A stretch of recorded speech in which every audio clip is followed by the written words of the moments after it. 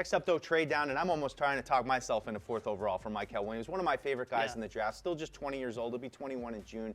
But when I look at like a Willie McGinnis type, somebody who can just dominate the edge, I think he has a really high ceiling. That's the question for me. Like I said, he's still very young, didn't play a lot, fought through injuries. We don't know what his ceiling is yet. He's one of the most intriguing players in the draft to me. He does a lot of dirty work, too. You see a way that he'll just crease blocks and things like that, and you're like not necessarily seeing the production out of him. If you pull up his PFF box score, it's not like it's going to be off the charts. But when you turn on the film, he does a lot of that dirty work inside Georgia's defense, and he plays a lot, do not to get too technical on you, Deuce, but he plays a lot of 4-eye technique, which is right on the inside shade of the tackle. That position's not typically one that lends yourself to a ton of pass rush production because you're not outside the tackle, so you have to long way go to the edge. So a lot of these Georgia guys, Mykel Williams, he's one of those guys that the production doesn't necessarily marry up to what the skill set is. And if you put him outside the tackle as a 5'7", now you can start to get further away from those blockers, and I think you can see some more